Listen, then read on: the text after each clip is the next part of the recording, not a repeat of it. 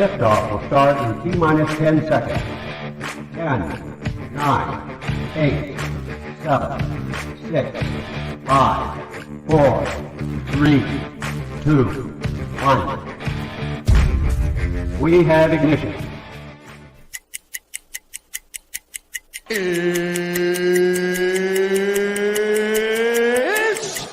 time! 17 seconds from Game 7 or from championship number 6. Open! Chicago with the lead! Harper got a piece of it. It comes off. The Chicago Bulls have won their 6th NBA championship. Tying run at second, 2 out. Palmero over the head of Jenks. Uribe charges, throws, out! And the White Sox have won the World Series. To the far side around the 8-yard line to Hester. Under it and to the middle with the 15 to the 20, breaks free of the 25 to the 30, to the outside, 40, midfield, 40, 30 to the coast, 20, 15, Hester 5. Oh! Touchdown!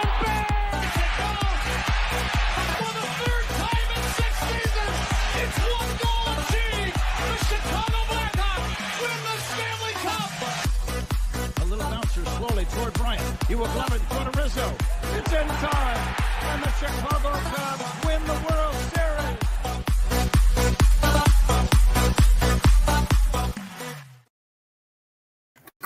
What up? What up? Welcome, Shawn and Maya in the morning on this Hump Day edition.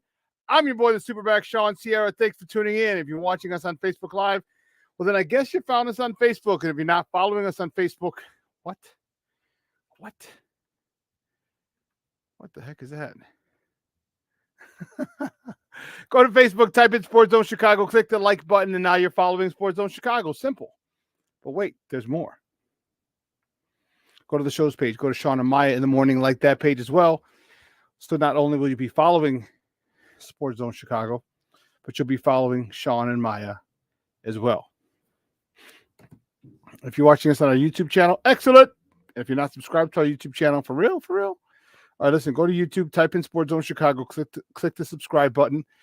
Also click the notification button. That's the little bell right next to it. And that'll let you know anytime a show from Sports Zone Chicago is going live. Get it?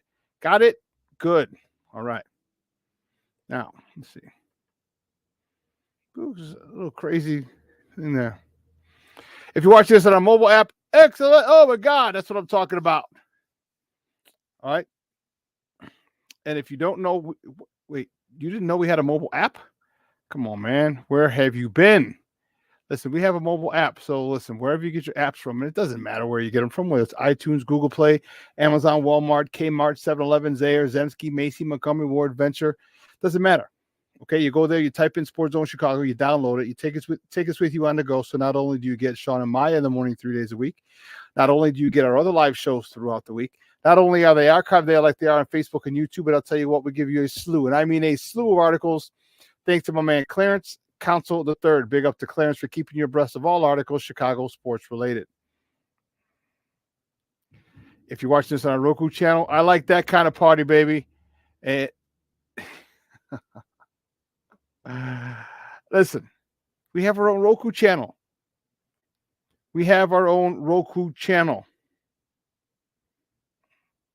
All right. So if you have a Roku television in the house,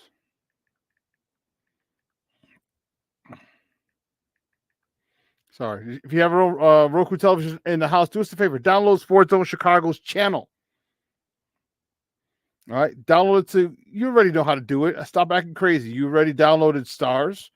You've already downloaded Showtime, Paramount Plus, Hulu. You've downloaded all these. Okay. So put a smack dab in the middle of all of them. All right. Amazon Prime, all this stuff. It'd be appreciated. And when you do that, you can watch us on the big screen. I'll tell you what, we're on the big screen, right? Mickey, Ficky, now. So now you can also tweet the show. You can tweet us at Sports Zone Shy. That's CHI at Sports Zone Shy. Now, if you want to follow me, just me, personally online, you want to know what I did? Well, let me tell you what I did. You want to know what I did? Well, here's what I did. I made it nice and easy for you folks. Nice and easy. One handle for Facebook, Twitter, Instagram, Snapchat, TikTok, all one handle at the Shawn Sierra. If you want to follow my lovely co-host Maya Akai, you can follow her on Facebook and Twitter at the Sports Chica. If you want to follow her on Instagram because you're an IGer and you do it just for the gram, we'll follow her at Maya_Akai. It's MAYA_AKAI. We have an excellent show, but I need you to get interactive. So listen, whatever platform you're watching us on, whether it's Facebook, whether it's YouTube or a mobile app, leave a question or comment on that platform. It'll come up here in the thread. I'll put it up on the screen. We'll incorporate it into the show. And that, my peoples, is what makes this the best Chicago sports talk show, morning sports talk show around. And that's you. So bring them all, baby. You know how I do it. Questions, all questions, comments, smart ass remarks. We bring them, baby, because ain't nobody scared over here. And like The Rock said, don't sing it. Just bring it. Let's see who we got in the chat already. Man, she's in here early. Lavette Lee in the house. Good morning, Mama. Thank you for tuning in. I appreciate it. Be Smooth in the house. Brian, how you doing, Papa? Good morning. Thank you for tuning in. James Ford, what's up, Papa? That's what I'm talking about. Thank you very much. I appreciate it. My man, my Shawn Walls in the house, a.k.a. Greg. You know, Greg is in this mother Hubbard. Hell yeah. You know, I got a little Greg going today. That's what I'm talking about. Russell Webster in the house. Good morning, Papa. Thank you for tuning in. I appreciate it. J2K, the Walls of Jericho. He has joined us. Good morning, Papa. Thank you. Thank you for tuning in. Listen, I don't know a lot about a lot, but I do know this. More of the usual suspects will tune in later as the show goes on. That, my peoples, I can tell you. I don't know a lot about a lot. I do know about that. I do know about that. Okay? Now, great show, 10 o'clock today. Our man, Erik Kramer. Instead of the Monday morning quarterback, it's Tuesday morning quarterback. He had, or Wednesday morning quarterback. So I don't even know what day it is. He's coming on today to talk Bears. What does he see? What does he not see? What would he do? I mean, he's already told you what he'd do. He's trading Justin Fields. So we'll just have him reiterate that again. And we'll talk about the game plan, see what he liked, he didn't like about the game. So he's going to be joining us at 10 o'clock. Oh, man, my man, Mr. Shorty's in the house, baby. That's what I'm talking about. Good morning, Papa. I appreciate it. Thank you for tuning in. So 10 o'clock, Erik Kramer. Got some questions for him, for that guy. That guy over there, that guy.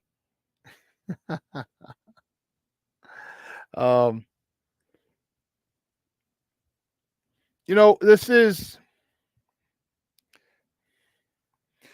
it's a tough time. It's a tough time. And what's really funny is the impatience of people. All right. The impatience of people. And people think, you know, routine is extremely difficult to come out of. Okay. When you're in a routine, sometimes people can call it a rut. You know, it all depends on what you do, what you call it, how you label and title it. It gives it different attributes, different characteristics. Because if I say routine, you know, if I say routine, you're like, okay, I do this, this, and this. But if I say rut, a rut has a negative connotation because it's just, it's a situation where you may not want to be in, or something that you're comfortable in, or something where you're not challenging yourself. And that's the one thing. You know what? I want you guys that we should always challenge ourselves. Okay? Always be challenging ourselves. All right. And that's the one thing that people don't like. People resist change. They don't like change. Okay. So we hope that that you challenge yourself on various levels. All right. We hope we provide a lot of education for you here. Okay. With my background, with my knowledge, I want you to become more educated fans. Okay? I want you to become more educated fans of your particular sports team, because we have more than enough meatball fans. We have more than enough people who want to talk and say crazy stuff and post and tweet crazy stuff, but really don't know what the heck they're talking about. Okay. Mr. Shorty, well, so we'll give you a goodbye on Friday. Shawn, it's been my last time you chat for a long time. I started a new job Monday. It's really complicated. Won't be able to be in the chat. All right, I'm gonna miss you guys. I miss you too, man. We'll miss you too. All right, but I understand more. Life gets in the way. Life comes fast. So I wish you the best, Shorty. I wish you the best with your new gig. And whenever you get a chance, man, pop in. If you get the day off, if you're sick or whatever. You're always welcome to come back and join us and just talk shit in the chat like we always do every show. But we'll talk. We'll talk to you a little more in depth on Friday. All right. We got lots to talk today. We got some Bulls to talk. We have some Natty, the national championship game to talk. We have some Blackhawks to talk. Some Cubs talk. Oh my goodness. Cubs talk, the White Sox talk, and some Bears talk. We got a lot to cover today. So you know what? Let's get with it. So guys, you know how we do. The first segment of every show is called Top of the Morning. It won't come just when you want it.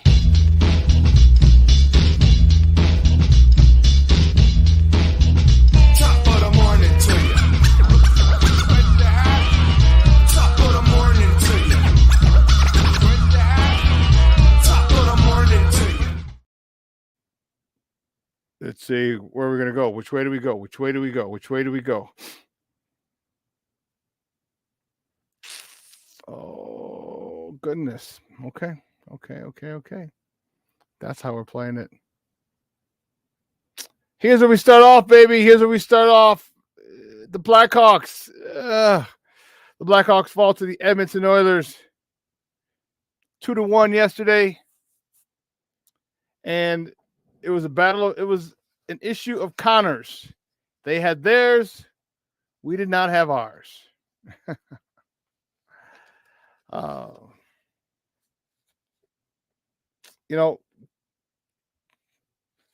Conor McGregor is arguably the best player on the planet. He plays for the Edmonton Oilers.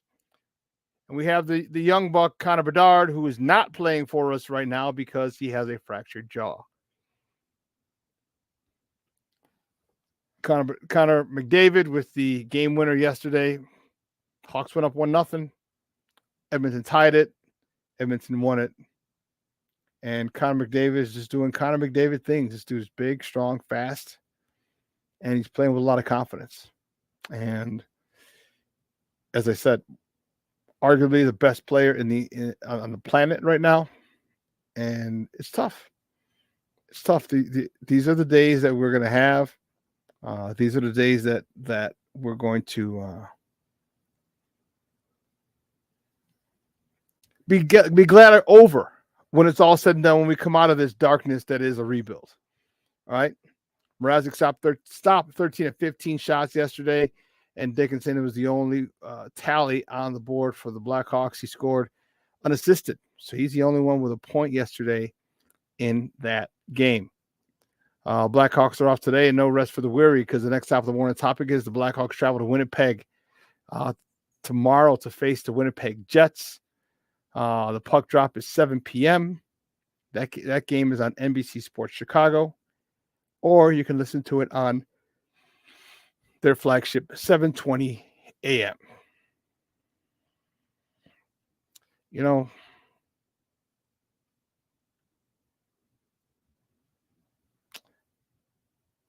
It's tough when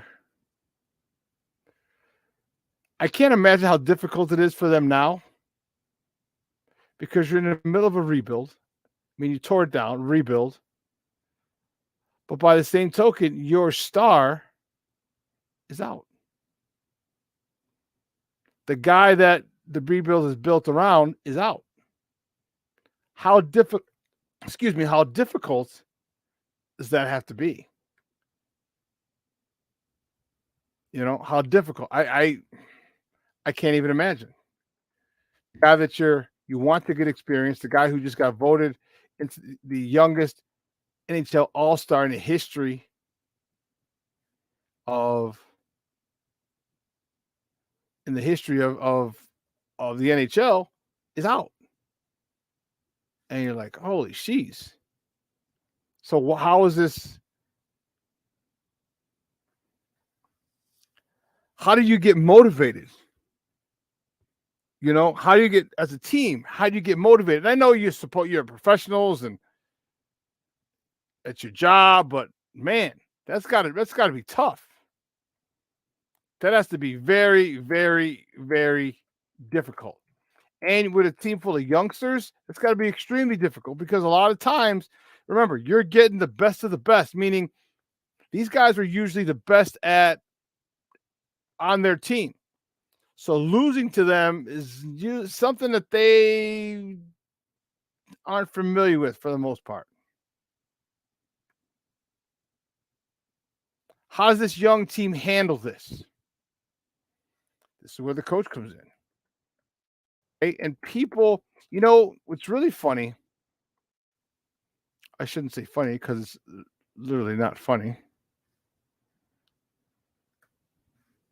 But what's interesting is how quick people are to gloss over the issue of coaching when it doesn't fit their agenda. You know, I sit there and I don't do it a lot. You get a lot of just jamokes on social media. You get people who don't understand how things work. They have their point of view, which you're entitled to. It's a free country. You can have your own point of view. But oftentimes, it is uninformed or misguided. And you're like, come on, bro. What you think for real? Connor Bedard has his jaw broken. He's reaching for a puck. He got a big hit and cracked his jaw.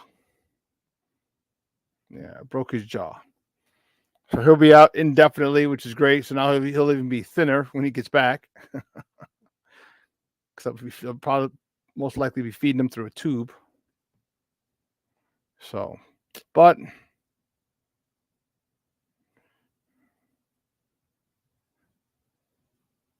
yeah, this is crazy.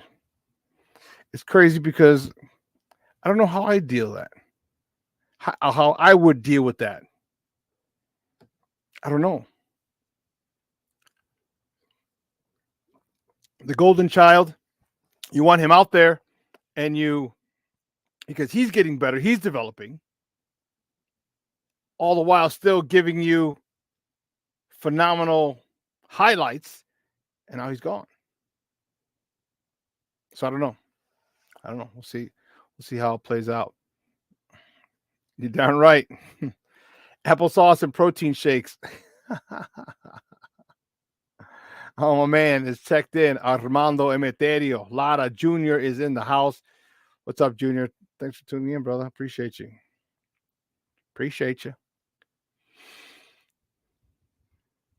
Let's see where we're going to go. After the... where did it go? Here we go. Next top of the morning topic, the Bulls. Only the Bulls.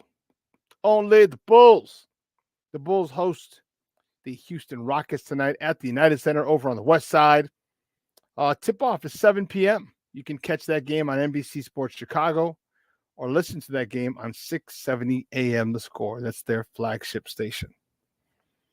Zach LaVine has returned. He's been coming off the bench, which I think is a great thing for Billy Donovan to have done. The The Bulls are winning. In the last two, the two games that Zach has been back, they've won.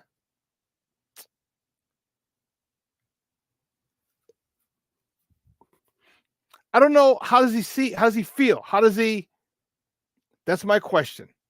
How does he feel seeing this team win without him? How does he feel seeing this team play efficiently, play well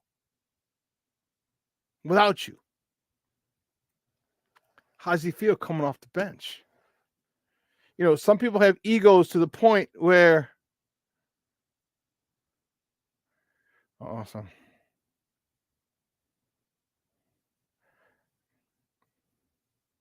Unfortunately, I got to coordinate the pickup of my mom. She's got to go to CrossFit today. She's going to her CrossFit class. And I just didn't hear from the lady, and I had to make sure. So the warden's getting ready, and the lady's like, "Oh no, I'll be there." I said, "Okay, cool." So if you follow me on Facebook, you can check out I'm sure I'll have a picture or maybe a video of her working out later today when I get off. But yeah, the Bulls. They're playing a good brand of basketball. I like it. I like it a lot. I like it. And what did I tell you? If Zach LaVine can humble himself and play Billy ball, we might have something here. We literally might have something here.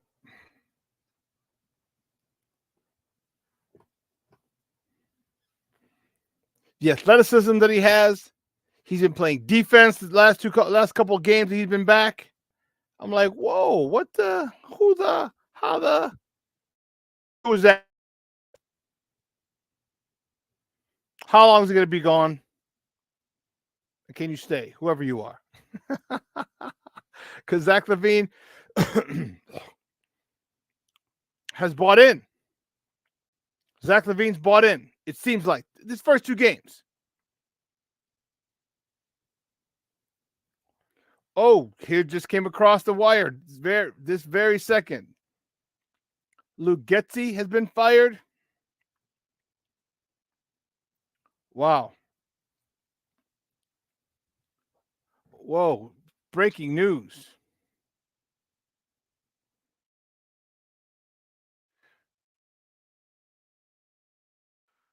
I mean, it's not shocking. I want to hear the list of, but most importantly, it said the Chicago Bears, this according to Tom Pelissero. Luke Getsy and Andrew Giannacco are among the staff that have been let go.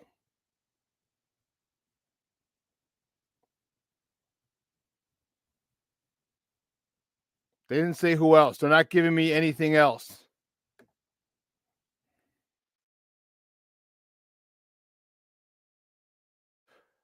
Wow.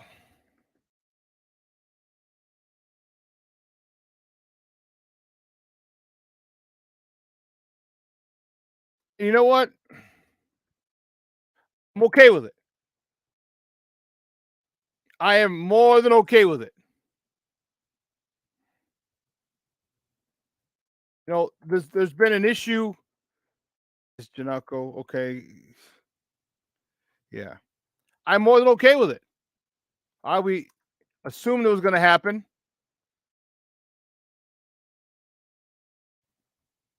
And it happened.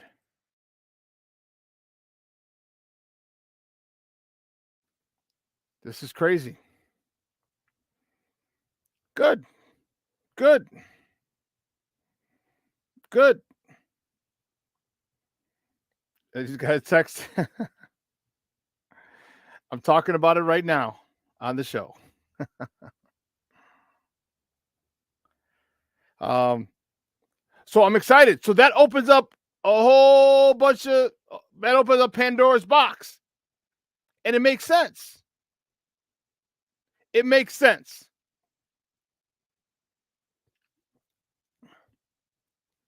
You know, we'll talk more about this in a moment. But breaking news, the Bears have fired offensive coordinator Luke Getsy and the quarterback coach Andrew Janocko. But didn't I tell you Luke's going to be the so that means Eberflus is staying for now. And I'll tell you, I think Eberflus is staying for good. Here's why. I can almost guarantee you. I shouldn't even say that. I just, in my heart, this is what I feel happened. They're waiting for Harbaugh, which is why no reports came out on Monday, Black Monday. That's when you fire your coach.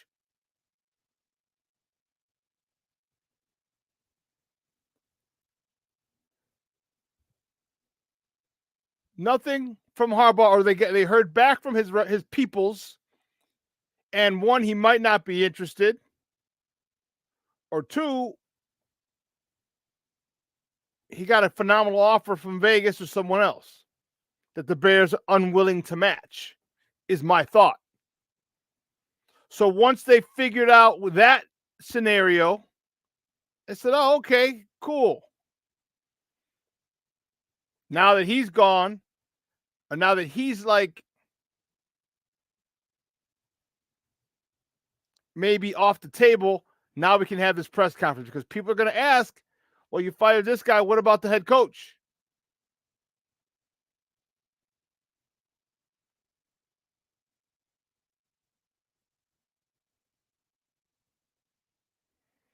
My buddy who's on top of saw a flight tracker with a private flight flown from Ann Arbor to Chicago. Well, that's possible, but there's a lot. I mean, that doesn't mean anything, truth be told.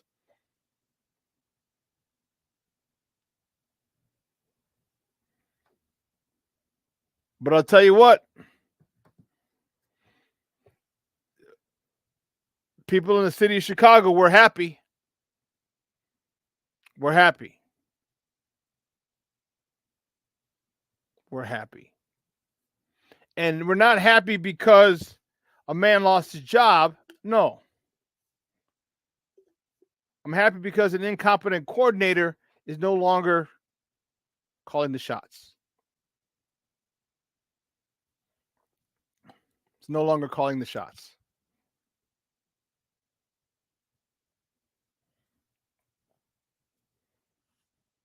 You know, I don't want you to think that I wish ill will on him. I don't. But no buts. I don't wish ill will on him. Luke Getsy was in over his head. Luke Getsy refused to make adjustments. Luke Getsy refused to cater the offense to the skill set of his quarterback, who has a very particular set of skills that he's honed over the years.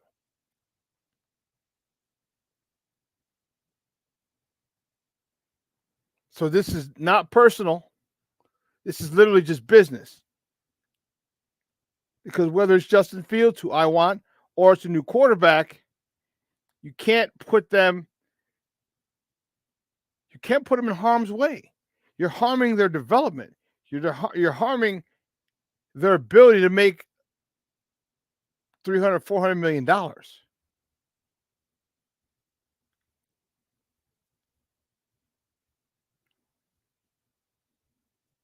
I don't want to get too crazy here. But that just came up. Next top of the morning topic. We'll start with that afterwards. Man, Tiger Woods. Woo, Charlie. Tiger Woods and Nike have concluded their 27-year partnership. What? 27 years.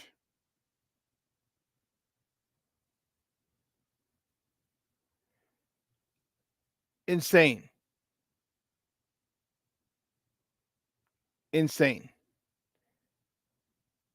Look at Tiger Woods' contract. This is since 1996.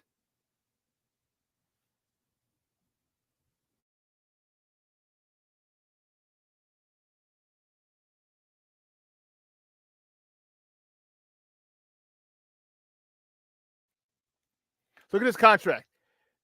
96, 96, 97, 98, 99, 2000, 2001. $40 million was his first contract with Nike. His second contract was $100 million for 5 years, 6 years, 5 years. Then you had a 7-year deal for 160, and then you had a 10-year deal for 200. Look at that. 2, 3, 4. He's made over $500 million with Nike. And look at this. Look at their golf revenue. Look at their golf revenue. This is just a different chart. It has everything that I just showed you on his salary from before. But in 06, Nike's golf revenue was almost $600 million. It capped in 07 over 600 million, in 8 over 700 million, and then it stuck between 6 and 700 for 09, 2010, 2011, 2012 went back up over 7. So I think it's a great deal. They paid him $500 million, and literally within 1 year of 06, they made it back. And then in 07, 8, 9, 10, their peak was at 2013. They made about $775 million. 780 is what I think. 783 is what I think what it was. Insane. Insane.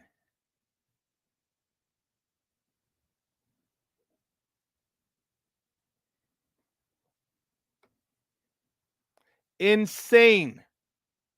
And you saw,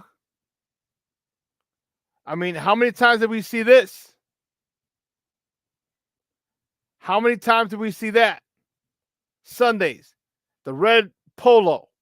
It was a shark's fin. It was a shark's fin. For many, a golfer.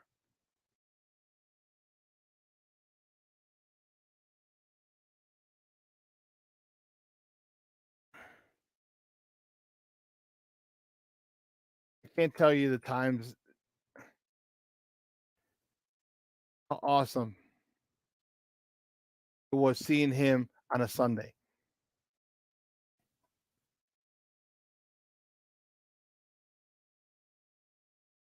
I can't tell you how awesome it was when you saw that. He's walking down the 18th fairway. Remember here in Lamont? He's walking, and he had the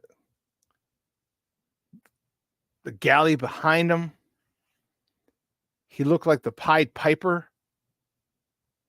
And he's walking down the 18th fairway, and everyone just spilled onto the green, onto the fairway behind him as he's walking up to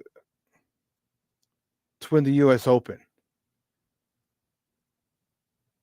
That was an amazing, amazing picture. Amazing, amazing sight.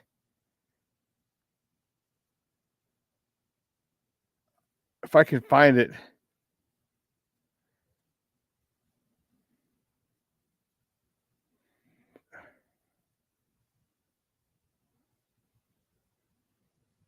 I'll be able to find it. And, you know, to have that, I mean, you know what he did he made, well, how much did he make for Nike? Approximately? Shit. 500. I'd have to do the math. God bless it. How many billions of dollars did he bring in for Nike?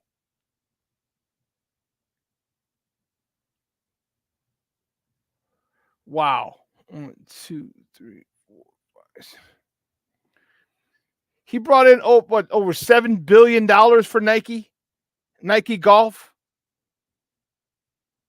$7 billion.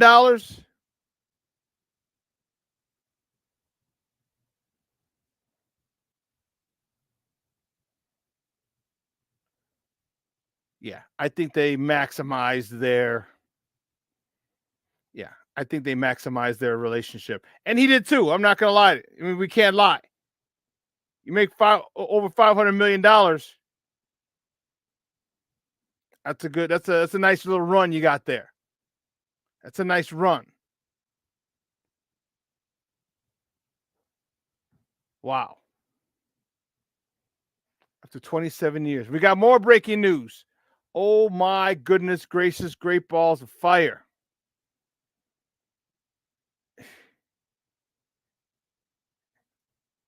Let me tell you, there is. I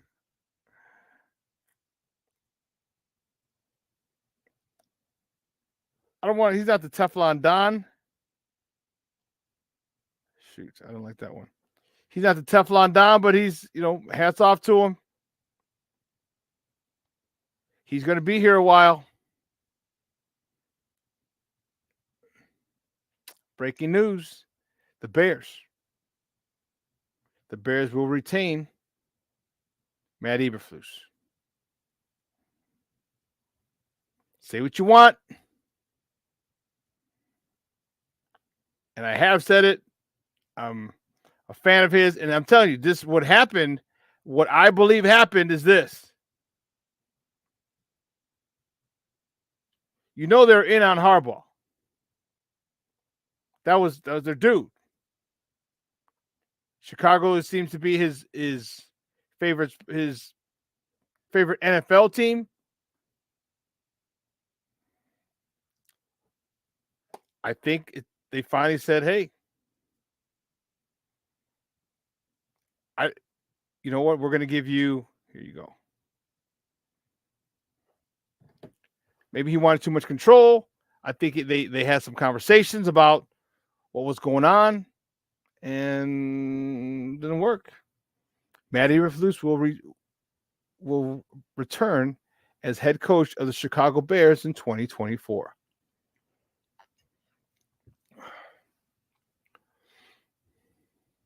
Your thoughts? Are you happy? You happy?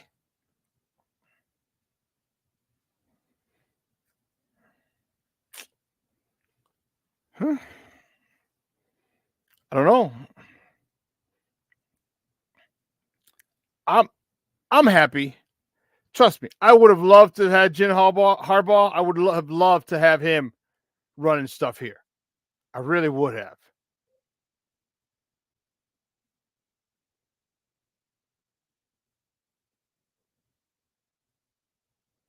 I really would have.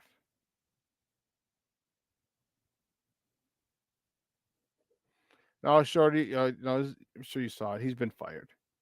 Getsy's been fired. Crazy Ace in the house. Good morning, Papa. Thank you for tuning in. Thank you for tuning in. I'm looking at all the comments. AC Adam, good to see you, Papa. Yes, Getsy did get fired. He did. He did. So it's a good day. It's a good day. We have a fresh start. But the most important question and the most important hire now is who is going to develop this quarterback, whether it's Justin Fields or whether it's someone else. I want it to be Justin Fields. I've been on my soapbox for him since the day they drafted him. Since the day they drafted him.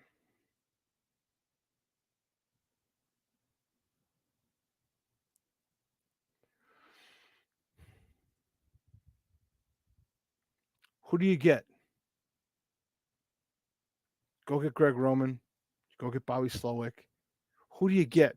Who wants to come over as an offensive coordinator and get get this ship pointing in the right direction? Who of quality? That's the question. Who of quality do you want to go get? Or who wants to come over? No, I agree, Junior, but it's the thing is Greg Roman going to roll with Jimmy Harbaugh? That's the only tough thing. That's why he's probably not on the staff now. He wanted to wait, or maybe Jim told him, "I'm leaving. Come with me to wherever I go." All right, cool. Listen. You know, when you find people you work with, especially in the coaching industry, when you find someone that you trust, when you find someone that you love working with, you're going to want to work with that person as long as possible. But let me take a quick break, all right? On the other side of the break, we'll finish up with top of the morning topics, and I wait for Erik at 10 o'clock, all right? So don't go anywhere, folks. Keep it locked right here. Shawn and Maya in the morning on Sports Zone Chicago. Hey, it's your boy, the SuperBack, Shawn Sierra, and be sure to follow Sports Zone Chicago on all social media platforms, on Facebook, Instagram, and our Roku channel. You can find us at Sports Zone Chicago, and on Twitter, we are at Sports Zone Shy. Also, be sure to download our mobile app so you can take Sports Zone Chicago with you on the go. Time out. How are you feeling right now? Happy? Excited? Angry? Overwhelmed? One of the best things you can do for your mind health is to name what you're feeling. It can sharpen your awareness and help you talk about your feelings with someone you trust. Here are 3 questions to ask yourself. Where are your thoughts right now? In the past, the present, the future? Do you notice any sensations in your body? Is your heart beating fast? Is there a flutter in your stomach? Or are you fully relaxed? What do you need right now? Time with others? Time to yourself? Remember, there's power in this awareness. So find ways to identify what you're feeling today.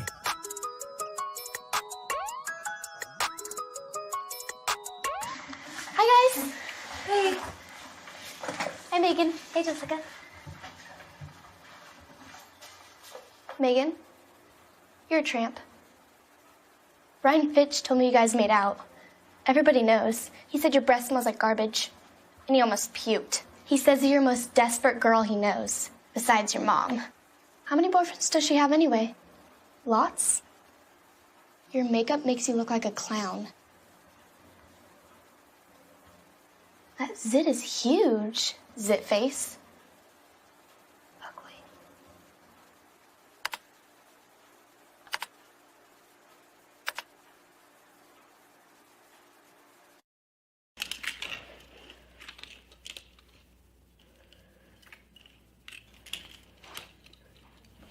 Hey, bud, what you doing? I'm playing with cars. Cars? Can you show me what a car does? Whoa, whoa, whoa, whoa, whoa. Hold on a second. First of all, this is a school zone. So you need to put down your cell phone, stop texting, and let's get to driving. Now you're coming up to a stop sign, right? You need to slow down and stop before you hit that Y line. I want you to look left, right, left. You don't want to get hit by a car going on your left, and to your right to make sure you don't get sideswiped by a guy coming from your right. You're coming, and you see a crosswalk. You better slow your horses down, because the #1 rule of driving is always yield to pedestrians. Now stop, pull over, and you are done driving. Gosh, what do they teach you kids in school nowadays?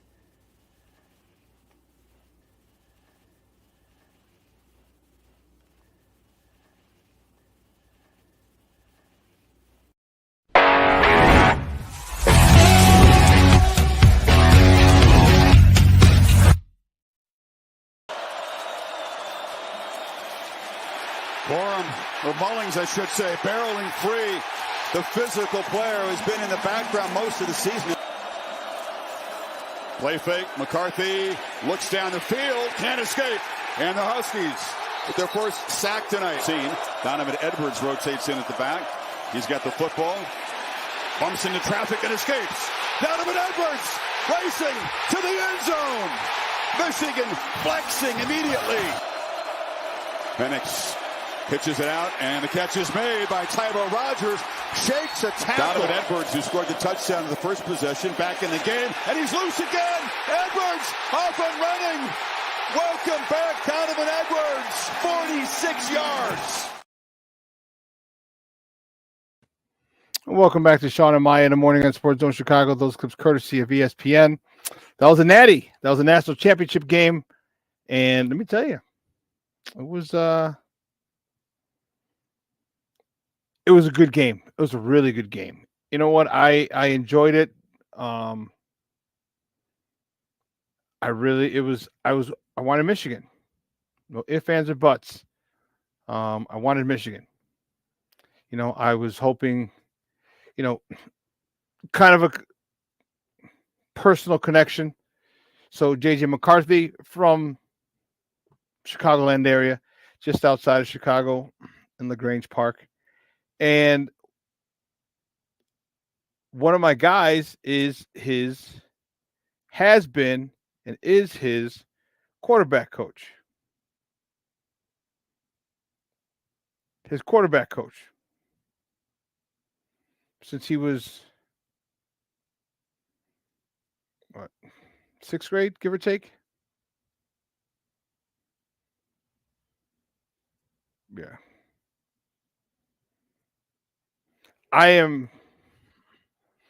And my guy's one of the best in the country, if not the best quarterback coach in the country. So it's good when you see people that you know. And so it was awesome to see him.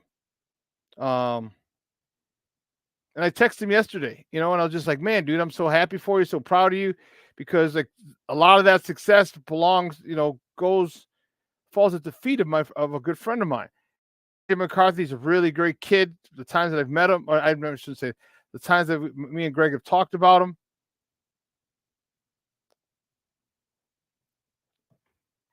you know, and he seems like a great kid when you hear him. And I wish him well.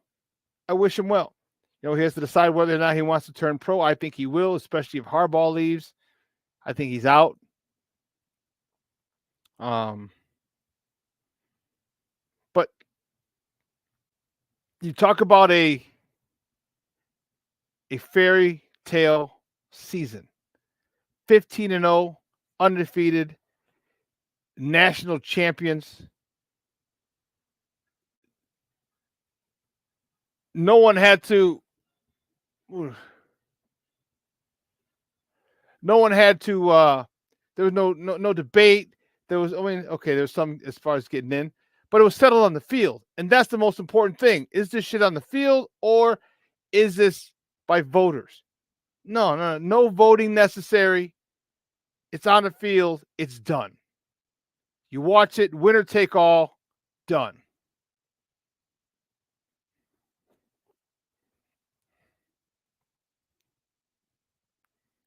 Listen, here's what I gotta do. I gotta walk her out. I'll be right back. I'll be right back. Let's take a real quick break. Give me a second. I'll be back. Hey, it's your boy, the SuperBack, Shawn Sierra, and be sure to follow Sports Zone Chicago on all social media platforms, on Facebook, Instagram, and our Roku channel. You can find us at Sports Zone Chicago, and on Twitter, we are at Sports Zone Shy. Also, be sure to download our mobile app so you can take Sports Zone Chicago with you on the go.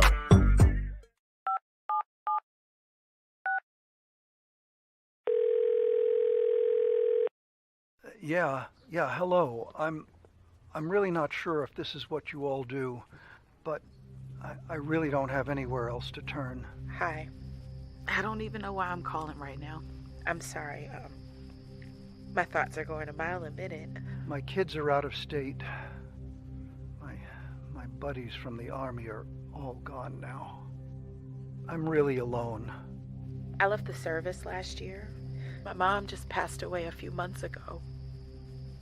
I miss so much time with her. I keep getting calls about the bills, and I'm trying to get a job, but I feel so stuck. Okay, ma'am. I'm glad you called. Okay, sir. Let's stay on the line and walk through some things. Thanks. Okay. Thanks a lot. Thank you. We are looking for a few heroes, mentors, trailblazers, innovators, a passion to change lives, spark curiosity, open hearts, and awaken minds, help students answer the question, who am I? This could be your calling, but this is no job. It's the journey of a lifetime. Be a hero.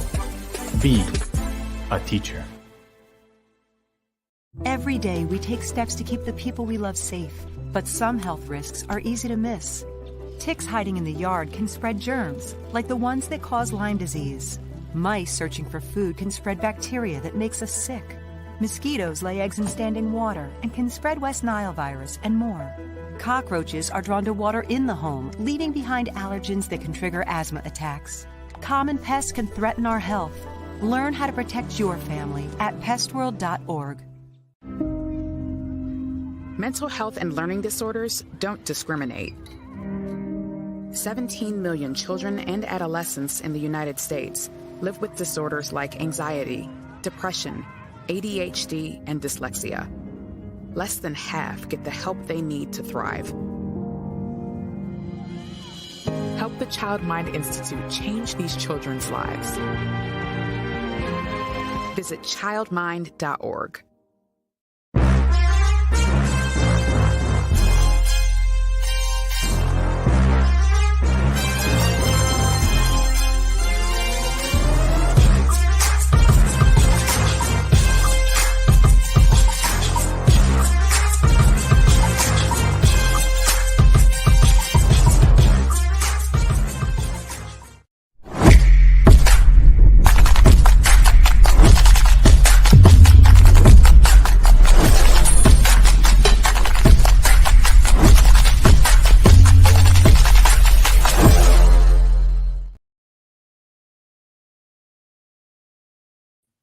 Hey, I'm back. Sorry about that, folks. We got to take another break in a few minutes anyway. Had to get the warden in the car. There was a little bit too much ice out there earlier, and I had to make sure she got there. I wasn't going to let her walk down and, and trust that she'll make it all right. But we're talking. I see some people are not happy. Okay. I hear you. It makes sense, and that's what makes this tough. OC will get 1 year, fail with Justin, and the entire staff will be fired a year too late. So Bears. Well, Vaughn, what do you mean you missed out on the golden opportunity? What do you mean?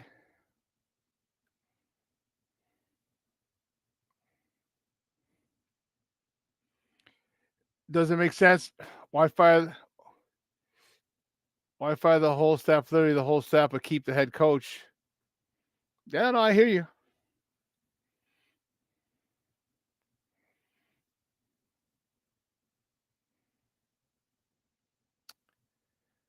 Yeah, well, Poles has married himself to Flus. Flus has a bad season next year. They're both gone. Yeah. Like I said, I truly think they talked to Harbaugh's people. I truly believe that. Why do you think they waited? That's my opinion. I think that they talked to him. I think that they probably just couldn't come to an agreement. Maybe he wanted too much power. Maybe he wanted too much money. Maybe who knows what the situation is. It's Eric, just checking. Who knows what the situation is? But I think that's why it happened, because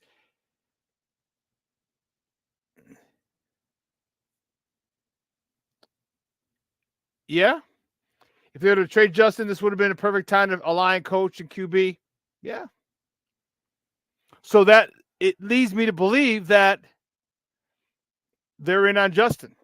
And remember what I told you. And let's not get all crazy. Let's not get all right. And I'm listening to Wiederer this morning. And he said something that is just so asinine to me. He said, if you start off with, we were talking about Marvin Harris. If we trade a pick, we get Marvin Harrison and picks and improve the team. He goes, but you can improve the team with Caleb Williams and then an offensive lineman at 9 or what. Darnell Wright. We got Tyreek Stevenson. And that was one more, I think. Those 3 all started. Those 3 all made an impact. Those 3.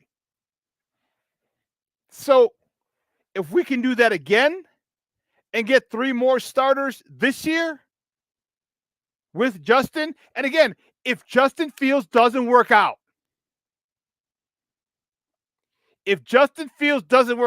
guess who has 2 first picks in 2025?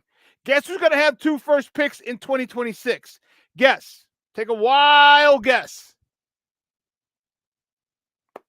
So,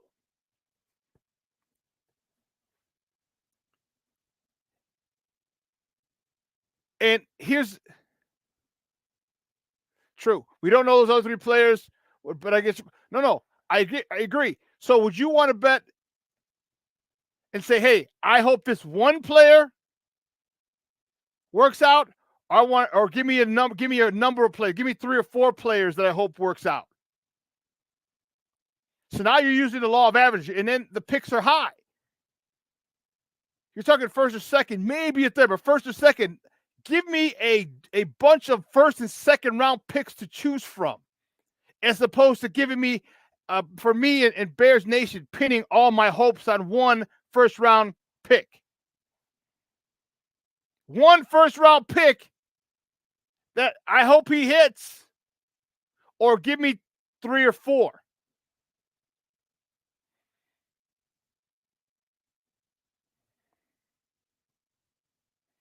Vaughn, if it's a QB, give me the QB. The roster's already solid. So are you with the trade Justin part of the fan base, or are you with the keep Justin part of the fan base? It sounds like you're with the trade Justin part of the fan base. That's what it sounds like. And believe me, I would have loved Jim Harbaugh. Would have loved it. What if he didn't want to come here? What if he thinks working with Justin Herbert is more attractive than working with Justin Fields? What if he loves the California weather more than he loves the Midwest weather? I mean, we don't know what the heck is going on. We're not privy to those conversations. And what happens if Eberflus does get this team into the play? See, everyone's talking about, oh, this sucks. Didn't we have 3 wins last year? How many did we have this year? 7. Oh, not to mention the circus that was going on with firing the 2 coaches.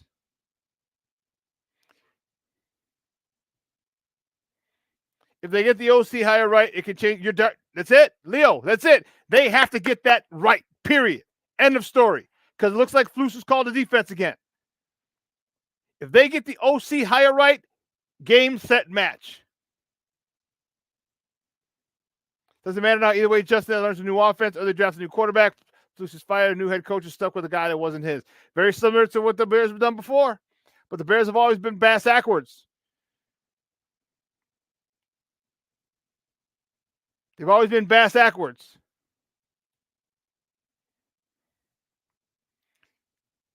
No, I disagree. I think they had a horrible game.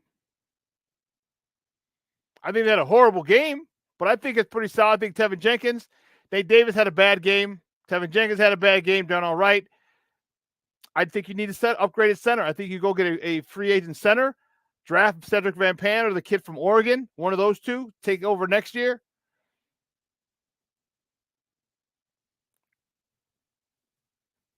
And if you feel that way,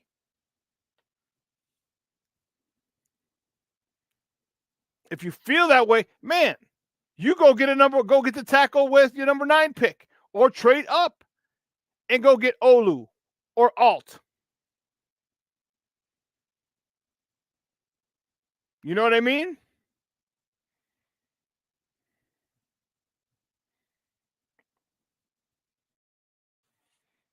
I'm telling you, the locker room, that has a lot to do with it. Let me take a quick break, because on the other side of the break, Erik's going to join us, and we could ask him. We could ask him his thoughts now that the landscape is set. You got a head coach, and they need to hire new assistants. That should be fun. That should be fun. Just try not to get in to get fired, all right? Keep it right here. Erik Kramer on the other side of the break. Don't go anywhere. Keep it locked right here. Shawn and Maya in the morning on Sports Zone Chicago.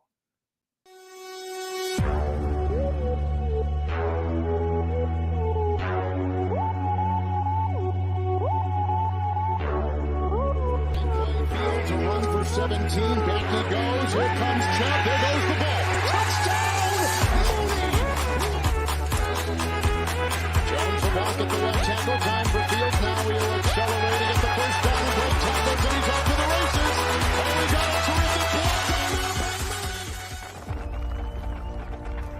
For every generation, it has started with the call to serve. Discovering the purpose and the belonging earned with the title. Learning to dig deep and push through adversity together. Defending our nation and its people. It is a life of great worth and reward. But Marines are never really finished serving. Their commitment comes full circle, visible in communities across our country. This is Semper Fidelis, always faithful, always Marine, marking a path for the next generation. So I've come up with the family emergency plan. Great. What is it? It's difficult to talk about, so I'm not telling you. How will we know what to do? You won't. I'm so glad I won't have to remember anything. And me too. Thanks for this, sweetie. Talk to your kids about who to call, where to meet, what to pack. Search Ready Kids at nyc.gov or call 311. This year, my mom got me the perfect bag for back to school. These colorful binders help me stay organized. These headphones are just what I need for studying. These new sneakers are just what I need for the new year. This jacket is a real must-have. My parents got me the skateboard I wanted. It's pretty cool. These scissors really come in handy in art class. These colored pencils, too. These new socks, they can be a real lifesaver.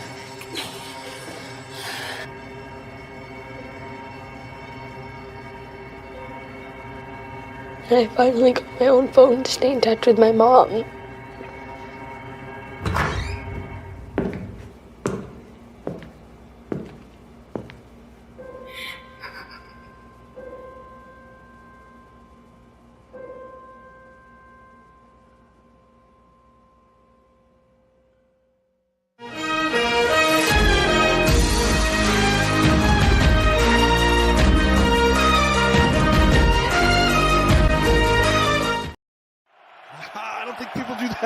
I don't think I've ever seen it. 3rd and 4. Look at that throw. To Moore. Inside the 30. And finally, right here and get 8 yards quickly. Here it is to the sideline. Uh-oh. That's going to run. That's the end of the half. That's it. That's not even close. They say Wicks was stopped in the field of play, and halftime is here. What a job by Stevenson. So for people at home, you might make your flight tonight. I hope so. Get the 3-stopper on the way home. Make the first leg. That's out to the 30. Running back in. They fake it to Jones. Oh, they miss. Love fumbles the football, and it's recovered by Brisker right before he went out of bounds. Welcome back to Shawn and Maya in the morning on Sports Zone Chicago. Those clips courtesy of CBS. We know what that was. That was Sunday's game. But the man, the myth, the legend himself is here, and we are ready to ask him. You know what time it is. Time for our guy, Erik Kramer.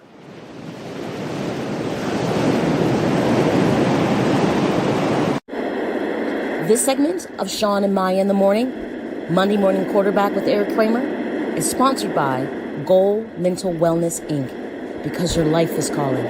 Goal, get out and live. Because life is too short.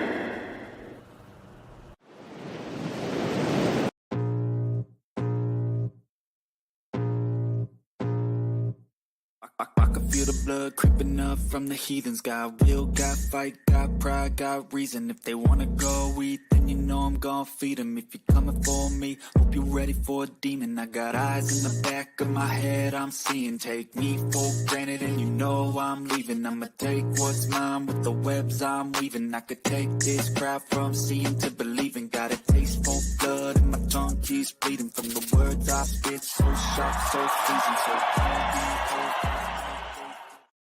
Erik, what's up, Papa? How are you?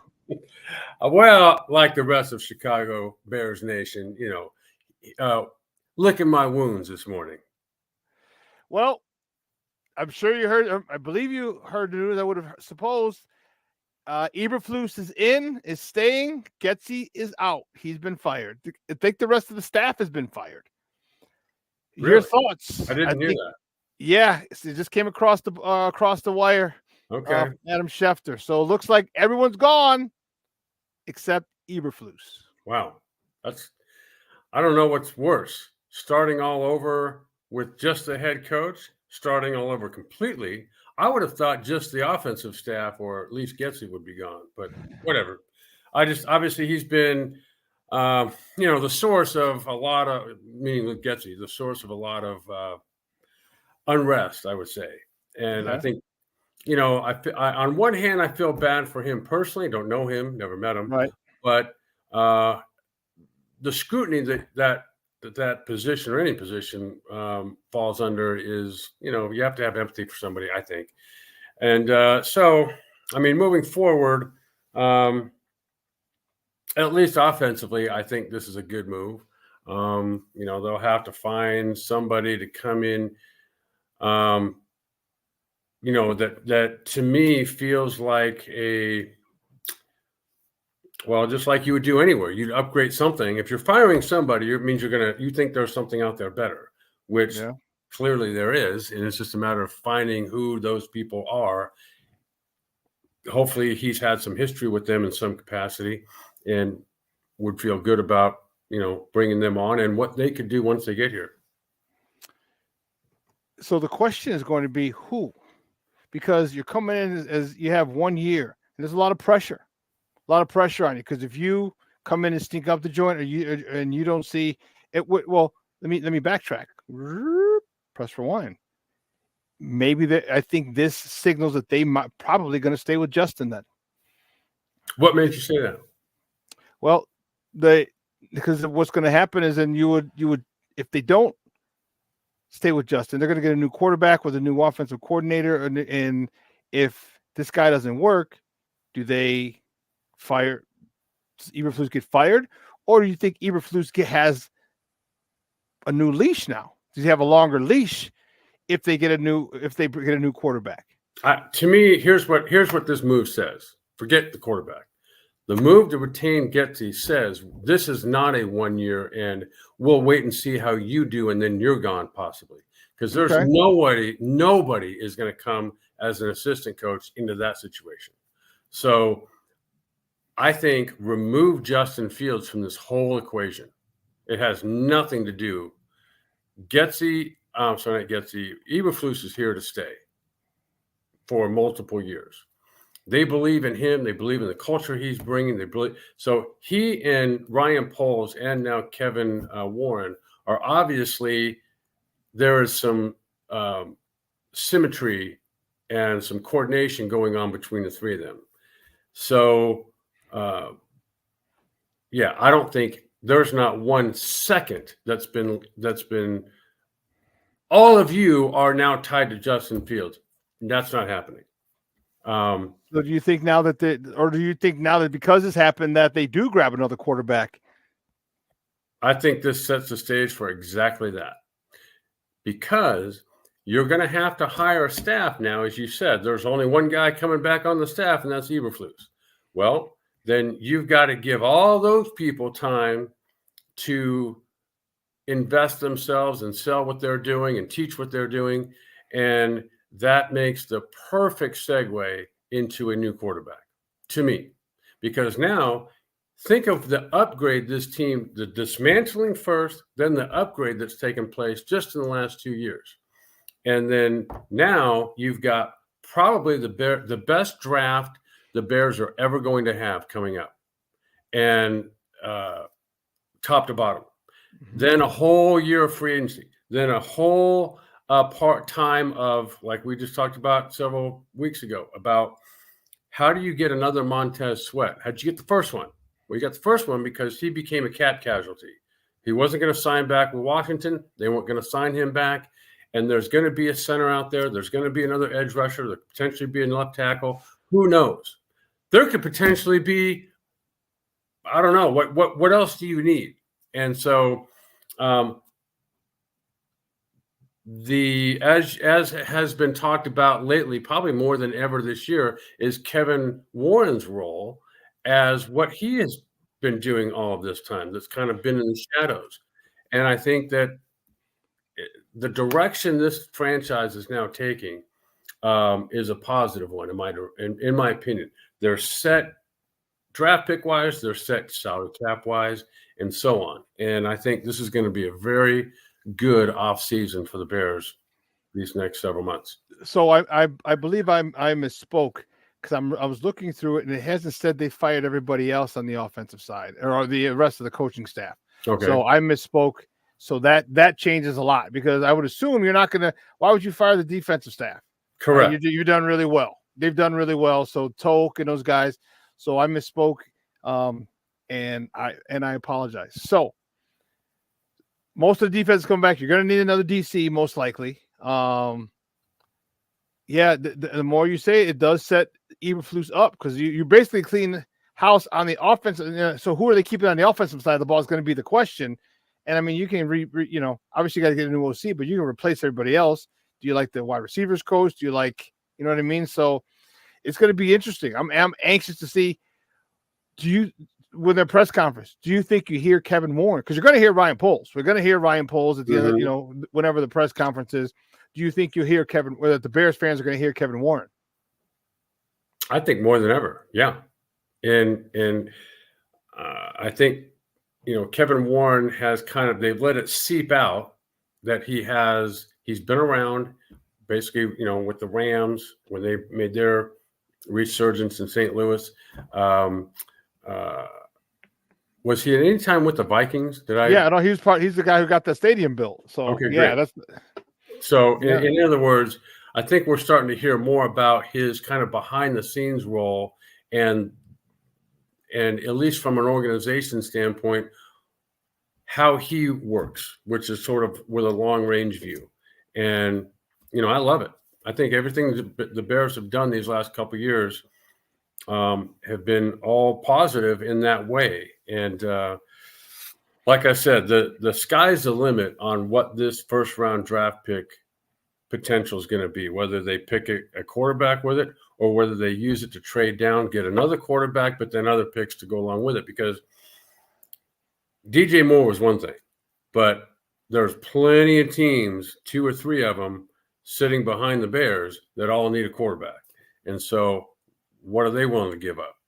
And I'm sure those talks have already been taking place. Yeah, so let's go down that road because do you see, and this is my craziness coming in, so pardon me for sounding a little woo. I think the Bears are this is the time of year to do that. The Bears are in a good spot for the double trade back. All right. I think you go, Washington has their guy, or they're going to have their guy once they get a new coach and they get to sit down and figure out who it is that they want. Okay. And the Bears can ask, because these guys are generational, and everyone they're saying they can get a bigger haul. Okay, they're expected to be able to get a bigger haul. So can you get 3 first-rounders and a player? Well, you know what? I'm going to ask for that if I'm Ryan Poles. 3 first-rounders and a player. And if Washington wants their guy and wants to come up, I'm going to say, hey, it's 3 first-rounders. I would even, for Washington, for you, I'll do you a solid. 2 first-rounders and a player. And the players that I want in this order are Deron Payne. All right, if you ain't going to come up off Deron Payne and you give me scary Terry McLaurin, the wide receiver, if you don't want to come off of him, then you give me Jonathan Allen. I think that, and then who's at number 3? The Pats. They need a quarterback. Mm-hmm. And they know that we're number 2 and we're willing to. I think it's a good chance. And this could literally, Eric, if it plays out that way, then you trade back with the Pats and you get, maybe they don't have guys you want. So, okay, you get give me 2 first-rounders. Mm-hmm. This could be really, really, really advantageous. And you talk about the way to build a team is through the draft. How much better do you want than having freaking 4 or 5 first-round draft picks in the next 2 seasons? Okay, so here, as you're talking, it reminds me of the movie Draft Day. Yeah, Kevin Costner. So that is what this draft could become. And I know that was Hollywood.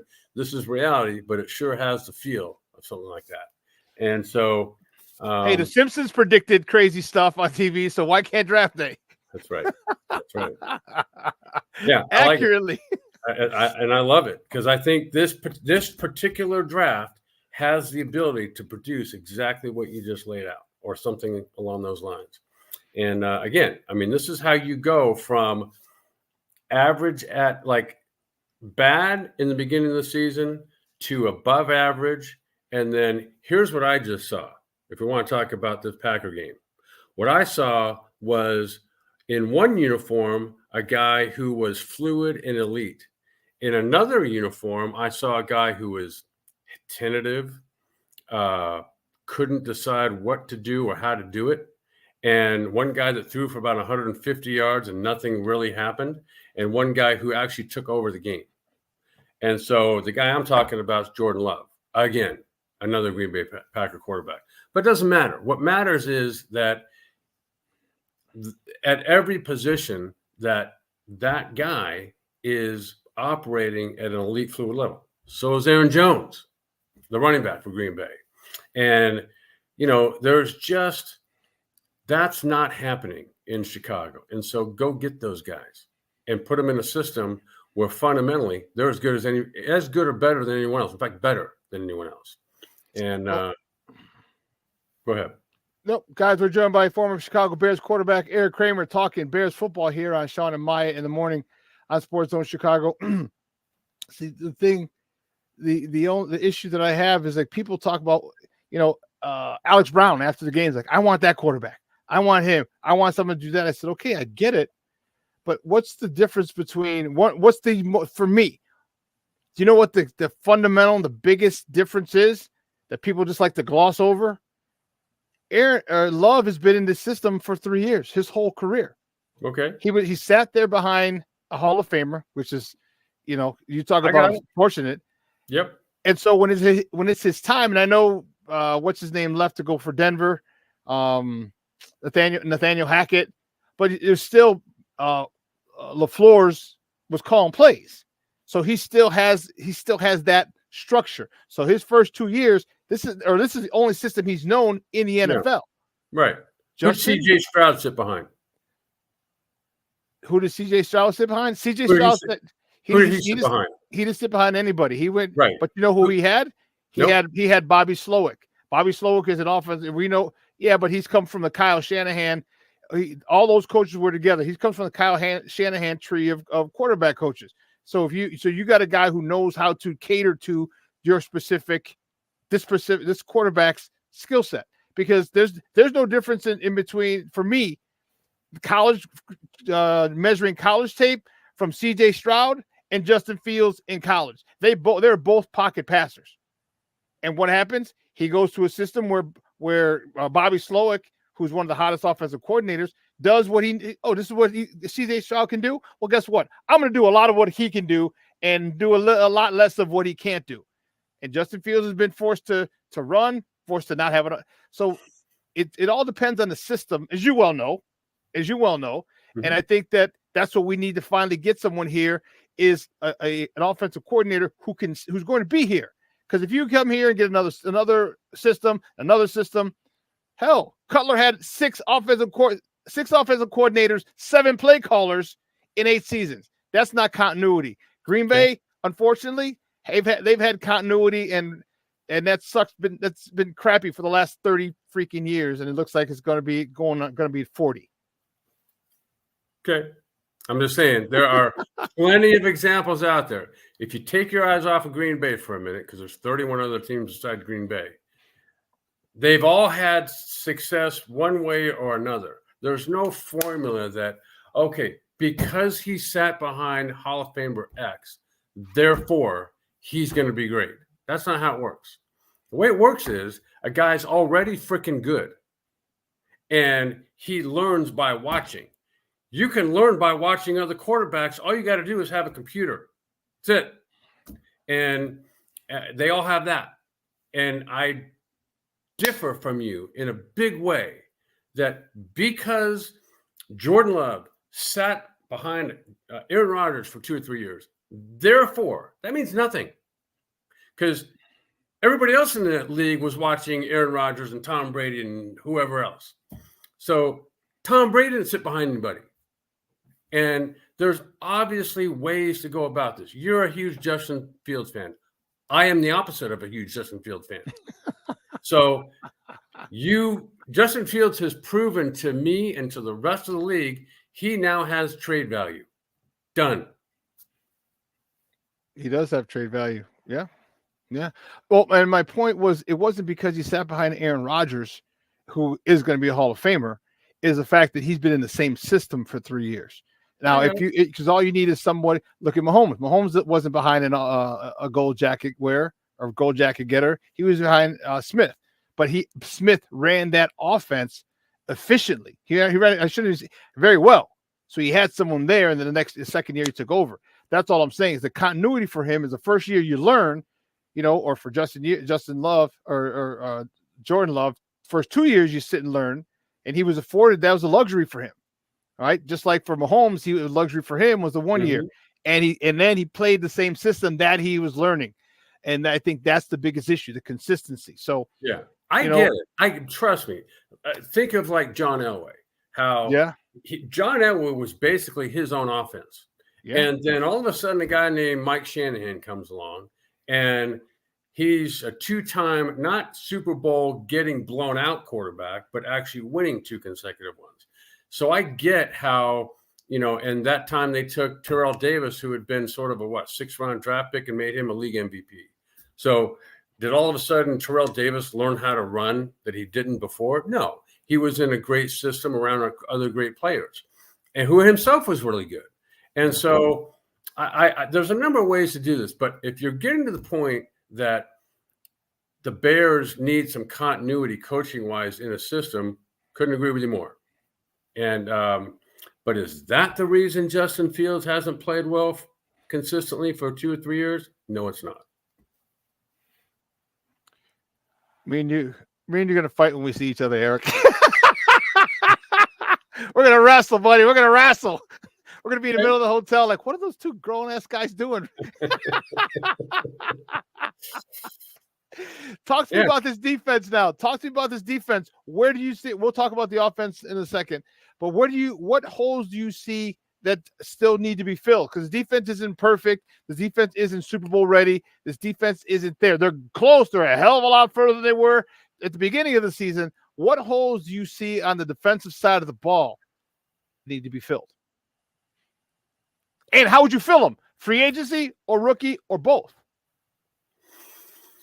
Well, okay, so the first thing this team needs is more depth on the defensive line. So it needs another edge rusher. It needs Gervon Dexter to move from a 1 technique to a 3 technique. It needs somebody else inside that can provide consistent push up the middle. Now you've got something, and you've already got some good players behind them as they sit today. And so it's just adding more depth to that.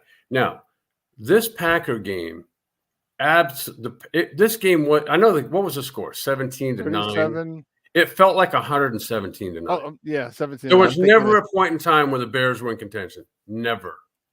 And it didn't matter. Offensively, the Bears didn't do anything. Defensively, they couldn't have stopped Agoura High School, which is where I live. And so I don't know. I think that they've gone many, many, many weeks as a defense basically carrying this team. And obviously last week wasn't the case. And I don't know how you can't start over, but I think you just keep getting better at what you're already doing well. And for whatever reason, this past week didn't work. But you know what? Green Bay was hot coming in themselves. Yeah, and they also had something to play for. The winning in, so that had a lot to do with it. And as much as I hate doing it, I got to give Green Bay credit. You know, they came in because they knew they needed to win. They knew they were in the same predicament last year, the win to get in, and they didn't, and they lost to the Lions. And you know, they were more focused, and I believe we were outcoached. I believe, and you know, I'm sitting there watching, and I'm like, wait a minute, they just ran motion. I'm talking to Bears on offense. Just ran motion. Guy runs across with him. So it's man, and they run hitches. You're running hitches when you realize it's man. I mean, some of the things that I saw, and this is like, I was hanging with my buddy, my fullback on Sunday. So it was funny because he and I we talk football at a little different level. Like there's literally no one around us. The bar's packed, but it's just me and him. You know what I mean? Just because everything else is like nobody's there. And he freaked out. He said he noticed it, and I looked at him like, and they showed up like, what are you kidding me? Then they run the different routes. Like I'm not understanding, you know. And thank God he's gone. So I guess it's kind of a moot point because he's gone already. Right. You know, but Sunday, recapping Sunday's game, like just the game plan was horrible, and it's some of the things that. And again, I'm not absolving Justin from his problems and his areas of deficiency that he needs to work on. There are some, but you need the coaching, and you need to be put in a system. You can't be running, you know, where did you remember the pass to DJ Moore? It was like 3rd and something, and he gained like 30-something yards. I'm like, where the hell have those routes been all season? You came from that system. You brought it with you from Green Bay. This is what they do. And you finally do this now? You know what I mean? Like it's like these are the things that frustrate me, and these are the things that people, if you don't understand systems and things like that, you're like, how could you know? This is why a lot of people don't want Justin Fields. But I'm like, Justin Fields can make these throws. These are simple throws. Anyone can make these throws. But Justin Fields, there's a lot of hate because they don't understand like the hierarchy, the higher football level that we think and the way it goes into the game. Let me go back to the defense because I don't want to get on Justin Fields anymore. Okay. Eddie Jackson gone. He has an $18 million cap hit next year. Last year of his deal. Is he gone? I'm not gonna try and sway you either way. I would say so. Yeah. Is he an $18 million player? I don't even have to think about that. And at this stage of his career, no. No, he's not. So $18 million players exist up front. And guys in the back end, you know, if you're not one of those, if you don't, by the virtue of you being there, who's the guy in San Diego? Not San Diego, sorry. For the Chargers. Derwin James, right? Oh, okay. Yeah. So that guy is a linebacker in a safety's body that can also play corner. So that's an $18 million guy on the back end. Eddie Jackson, I've never seen cover anybody. I've seen him get tip ball interceptions. I've seen him read the quarterback and make or miss tackles on occasion. I don't see it. And so unless you're going to be that kind of guy, then no. And the Bears have proven, and Ryan Poles has proven, that unless you are that guy, you're not here. And we'll go get somebody younger, cheaper, and we'll build through the draft and free agency and so on, just like they've done. That's my answer. I think he might be gone. I also think that they may ask him to restructure.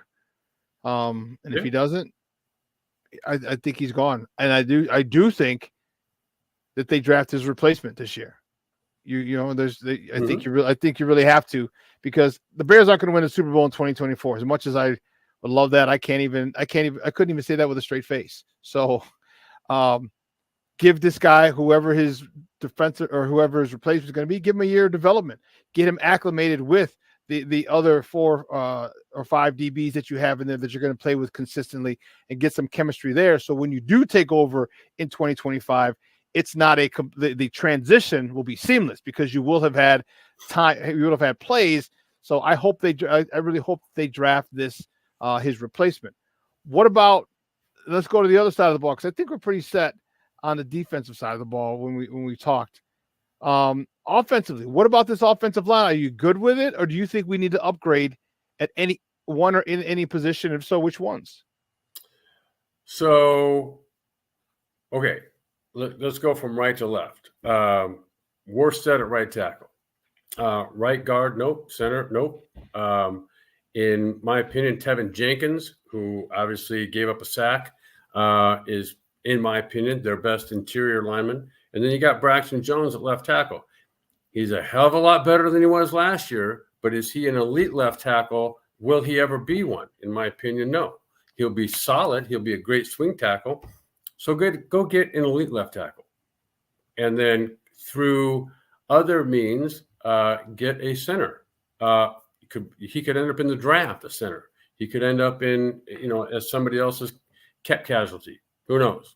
And, I don't think we didn't have a full off season of who's the guard that's playing right guard? Nate Davis. So Nate Davis didn't get a fair shake this off season. Maybe he's worth, giving him that benefit of the doubt for this next season. I don't know. But I think there needs to for sure be upgrades across the offensive line. Nate Davis had the family issue. It came out to light that his mom was sick. She had been sick for a while, and until she passed. And so I do give him some leeway. I do cut him some slack. I think we need help at center. I think Patrick has been god awful. I'm okay with maybe not drafting a stud left tackle, because I do think Braxton Jones can be an above average left tackle. But I think that center position needs to be fortified. All right. There are just too many times that you get pressure up front. I mean, right up the middle before the quarterback even hit the top of his drop. And, that middle of the line, it's frustrating, especially when you have a guy like Justin who can step up and run. If pressure's come up the middle, you can't step up and run. You can't follow through. You can't, as you well know. So I think the center position is where we need it. And if you can, and trust me, I would not be mad, Erik. I would not be mad if you do what you do up at the first, second, and third, whatever you want to do, trade back once, trade back twice, okay, and you want to take Marvin Harrison. I would not be mad if you went after an old tackle. I would not be mad. You can never get mad. Mm-hmm. I like you. You're a quarterback, so I don't think I think you're in his boat too. You can never get mad fortifying the offensive line. It's not sexy, but damn it, it's when it's not there, you damn sure know it. It sure is sexy when you're able to throw unabated. Yeah. Then it gets real sexy. Yeah. So I think I'm okay with it. Give me your thoughts on this. And this is another thing. If people if they're set on Braxton Jones for another year, okay. What about with their first 2 picks, depending on when after their first pick, maneuvering down or whatever, you're able to get Marvin Harrison Jr. and Brock Bowers, a tight end from Georgia. Love it. Either one. And who knows? No, both. What if you get Marvin Harrison with your first pick? And great, do it. So you've got 2 elite players there, skill players, and I don't know. So I'm asking Brock Bowers, in terms of blocking, in terms of being a hand on the ground blocker tight end, how is he? I remember, and I didn't see a lot, but I do remember listening to people saying he can do it all. He's a blocking tight end. Is he a George Kittle type? Yes. Okay. Yeah. because Cole Kmet, to me, is not. Correct. Cole Kmet's I more agree. of a Travis Kelce type tight end. Mhm. Smart, great hands, great feel for where to go and how to get there. And so, yeah, the combination of those two could be special. And obviously, Marvin Harrison Jr. by himself is special, but to pair him up with DJ Moore. And again, why DJ Moore isn't Deebo Samuel 2 right now, I'm not sure. But again, hopefully that can get addressed with the new coach and new offensive coach. And then, again, somebody's got to come out of this running back group and be more versatile. Be more versatile than always just exiting out of the backfield. Got to be a guy that you can line up in the slot, motion around like a Christian McCaffrey, or I'm trying to think of who else. No one else comes to mind right this minute, but there's been others where you can in some way get him matched up on a linebacker. Now that is, advantage bears. There's got to be somebody like that. I'm thinking already here, Rashawn Johnson possibly, or Khalil Herbert maybe. Travis Homer was supposed to be that guy, and he just hasn't been yet. He hasn't been. Okay, so, but I'm saying to your point, another one. Yeah. What about Brock Bowers and Marvin Harrison Jr.? Super. There's guys already here. I think that you could have them become or utilize them in a more versatile way than what they're currently being utilized. Yeah, and that's the biggest issue is that is that these guys that they weren't utilized properly, and that was I agree with you, DJ Moore. Finally, they started putting him in a slot. Finally, they started putting him in motion. I'm like, thank you, put him in motion so you can't jam him. All right, get him out, get a free release. There's so many different things you can do with a guy with that who's that awesome, and you can't jam him because he's coming off the line. He's coming in motion. There's just so many, and that was part of the frustrating part. Here you go. Here's something. Remember how the Bears once used William Perry, refrigerator, in the backfield? Mm-hmm. You know where they got that idea? San Francisco, the year using before. Guy McIntyre. Yes, so sir. Why couldn't that be? You get your elite left tackle. Why couldn't that guy be Braxton Jones? Because that makes sense. That was Trent Williams this year. Trent Williams went in motion a lot. I was like, are you kidding me? Like he's in motion? And Eric, I'm telling you. Athletes come in all shapes and sizes, man. Yes, they do. That's what I'm saying. You get one of those at left tackle, and then you got Braxton Jones to be your swing tackle and the hammer on all running plays. On short yardage. Where you need a yard to become 4 yards, that's Braxton Jones. Dude, because I said it so many times. You give me my thing in the game is attitude, is sending a message. What better way to send a message? Who's your best lineman? Oh, there's 3 tech, no problem. First play, he's getting wham black by a 300-pound guy with a head start.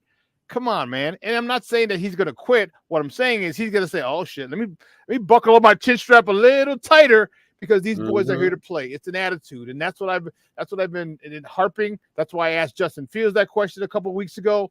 I'm like, do you have it? I mean, this is Chicago, man. It's not.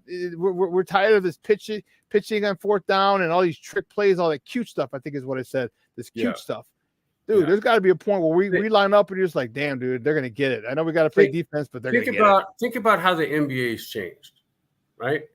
You're not drafting positions. You're drafting versatility. Yeah. So the stage is now set.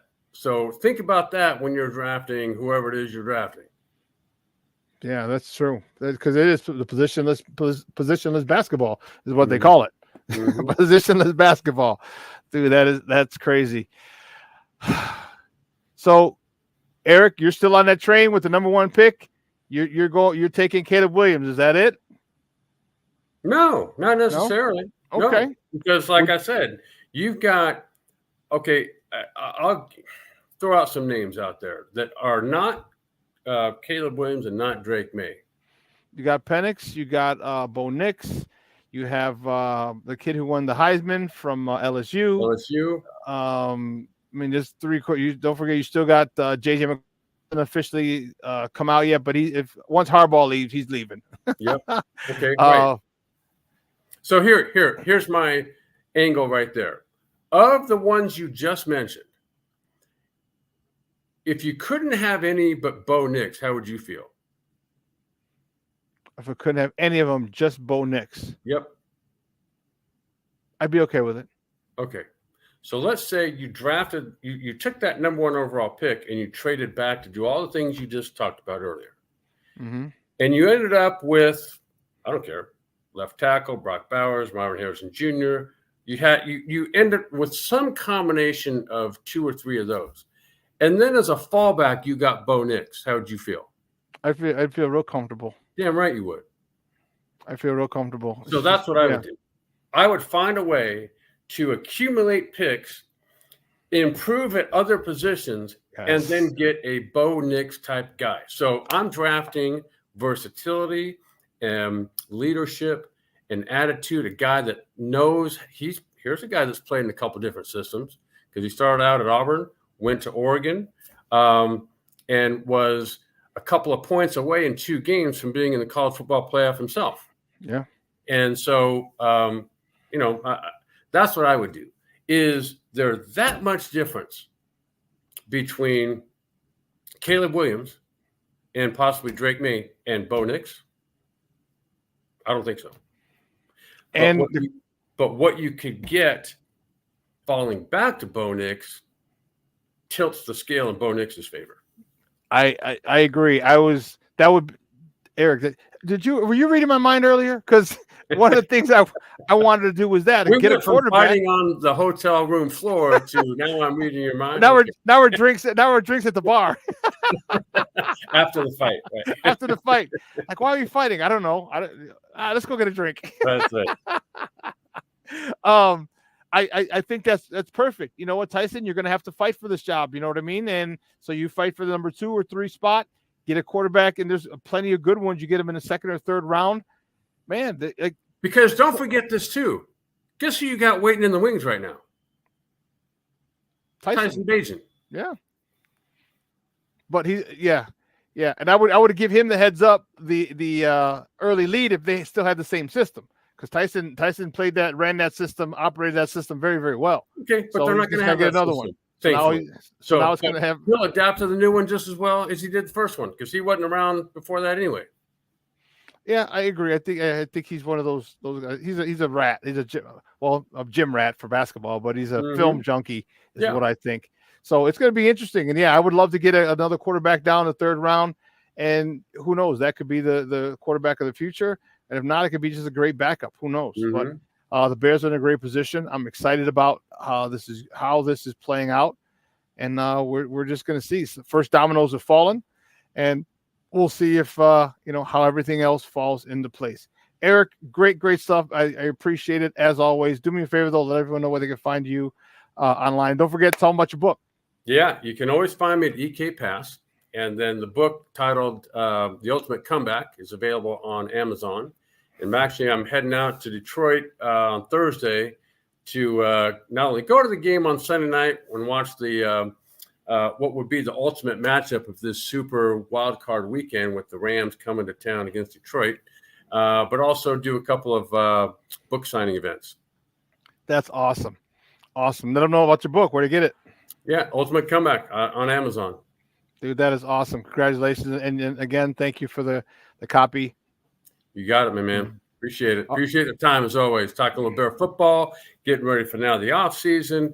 Some, as you'd mentioned, some moves have already been made. Stage is set to move forward. Yeah, I think this is the biggest off season in Chicago Bears, at least this century. Mm-hmm. After last season was the biggest off season, and now this one's even bigger. Which is, you know what that means? That means it's good. All right, that means it's good because you got good players. You've seen the development. You've seen the growth of this team. You've seen Darnell Wright. You've seen Tyreek Stevenson. You've seen what DJ Moore can do. All these things. You've seen Terrell Smith, even though he kind of got his ass handed to him, the rookie. But it's part of the process. It is. All right, it's part of the process. Won't be a rookie next year. Damn sure won't. And he'll have a lot more. And he's starting not from rookie, but he's starting from experience, from getting your ass.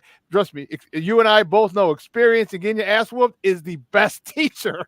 The best teacher out there. So yeah, there's no growth and there's no greatness without first experiencing some adversity. Ain't that the truth? Last question before you go. I almost forgot. Do you sign Jalen Johnson? That all depends. I mean, they haven't yet. Right. And the Jalen Johnson's replacement could already be playing for the Bears. And again, possibly. I mean, he's obviously got enough. He's got the talent, but does he have the right attitude? I don't know.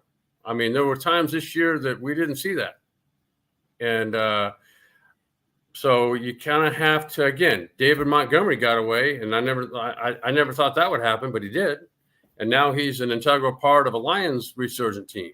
So, is Jalen Johnson the guy? If you were to start a franchise, would he be a guy you'd want in your locker room? I don't know the answer. The Bears do. And Right. the Bears have had some discussions about this, I guarantee it. Cool. Great stuff, Eric. We'll talk soon. I appreciate it. Okay, my man. Take care. All righty. Bye. Guys, that's Erik Kramer, former Chicago Bears quarterback, talking Bears football. Man, I told you we went from wrestling in the hotel lobby to drinking at the hotel bar. Let's take a quick one and come. You know what? No, we'll stay here. We'll stay here. We'll close it out. I want your thoughts. Your thoughts.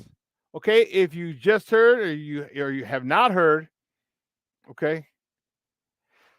The Bears have fired offensive coordinator Luke Getsy and also quarterback coach Andrew Janocko. I'm not sure how you pronounce it. But they fired their offensive coordinator and their quarterback coach. Luke Getsy is remaining. Luke Getsy will remain as head. The Bears will retain head coach Matt Eberflus.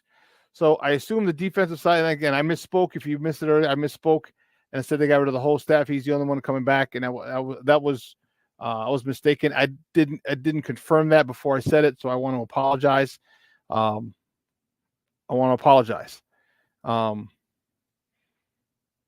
Just came across the board. Connor Bedard out 6 to 8 weeks with his broken jaw. Okay, got it. But that's the news. Matt Eberflus stays. Luke Getsy and Andrew Janocko are gone. This is the biggest hire in Chicago Bears history. I was on Twitter, and this guy, it's so funny how toxic people have been, how just, you know what kind of, no one's positive, everyone's negative. When you talk, he mentioned Cutler, and he said, "Oh, Cutler, the guy that," because I mentioned the offensive coordinators for Justin Fields. Like, and I put up the article. Cutler was talking yesterday about he'd bring back Justin Fields and put people around him, and he said, "Oh, this is Cutler, the guy who needed an upgraded running back, offensive lineman, and wide receiver." And I said, "Dude, Cutler didn't ask for that." I said, "The reason is that offense or those offenses didn't do well. They had a different offensive coordinator every year.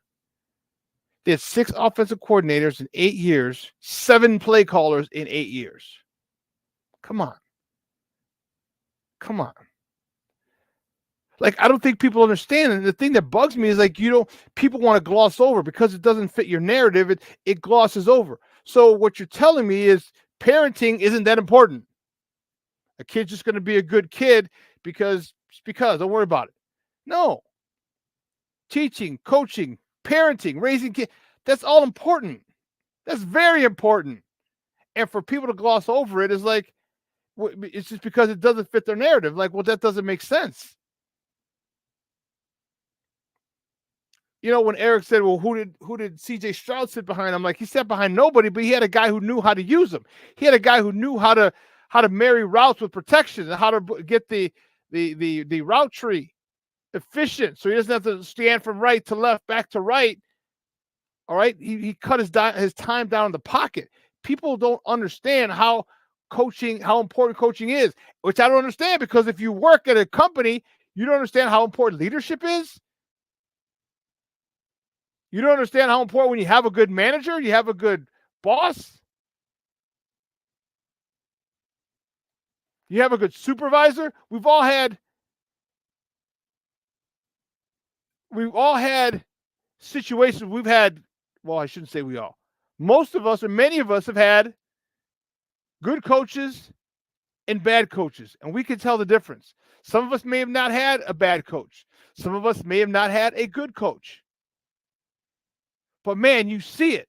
You see it in the way that they operate. You see it in the way that they perform. You see it in the little things. And what have I always told you? You take care of the little things, there are no big things.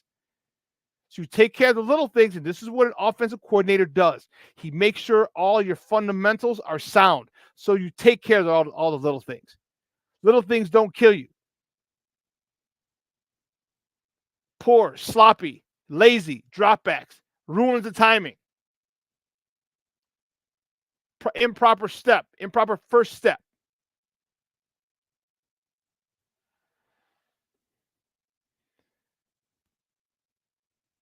Be nice coming from the left coast. Hey, as soon as they get the date set for that game in Frisco next year, I'll get my plane ticket. That's a great question. I don't know. I don't know who they tab. It's most likely not going to be Roman. He's most likely going to go with Harbaugh.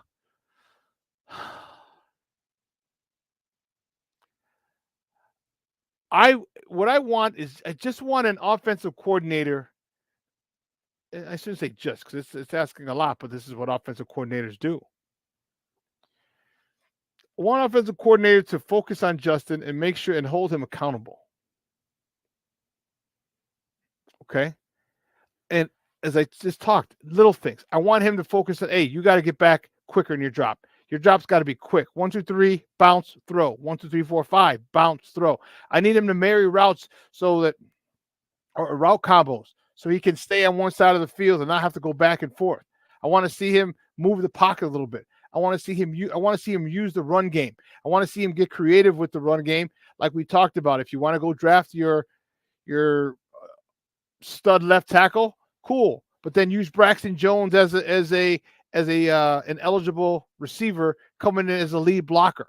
Give me a 300-pound tackle with a head start. All right, get me some stuff. Give me some fun stuff. I did, Brandon. And then Erik said, he showed me a different light. He's like, no, well, because they're staying with Flus now, they're not going to fire Flus after 1 year. After 24, they're not going to fire Flus. So if that's the case, then it means that they could very well do that. All right, new OC, new quarterback. So I'm not convinced that they stay with Justin. I'm not. I thought it did, and then Eric's like, no, we talked about it. I'm like, So, yeah. Crazy Ace. I mean, putting all our receivers on one side of the field isn't the way it's done?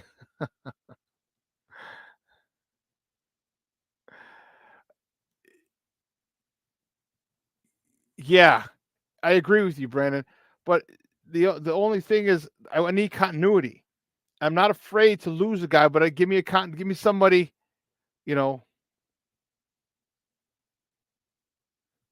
Shorty, huh? I wanted Justin to say that I'm sick of the rinse and repeat shit, so now I say give the new OC Caleb Williams. Okay.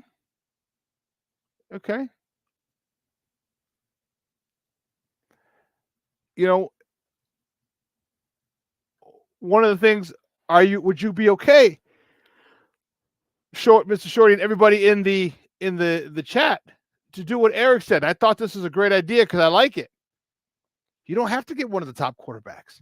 You go still get more picks. And I'm not saying you're going to hit on other picks, but give me a pool of first and second round picks to choose from, as opposed to one guy.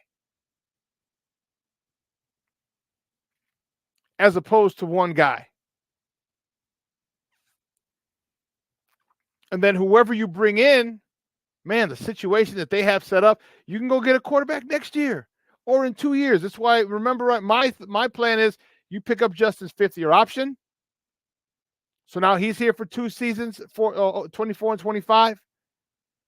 And guess what? You still got an extra first-round pick in 24 and 25. Or 25, it'll be 25 and 26. So when you're ready, If you want to move off of Justin, you can go get your top quarterback because there's going to be another generational quarterback coming out in 25. And there's going to be another generational quarterback coming out in 26. So you're going to be able to get one.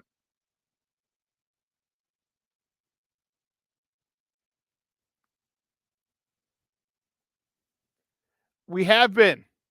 They do everything backwards. You know, it looked like they had Flus before the general manager, and I'm telling you, my opinion was they said, hey, listen, you can pick anyone you want from these three. I think Eberflus was in that three. Well, I feel, because I don't know. I wasn't privy to that. But then you hire so you get the coach, in my opinion, then you hire the general manager, and then you hire the president. You hire it completely backwards.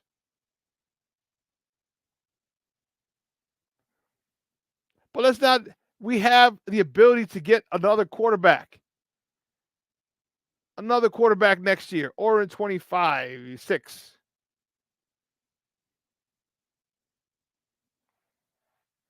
I don't know.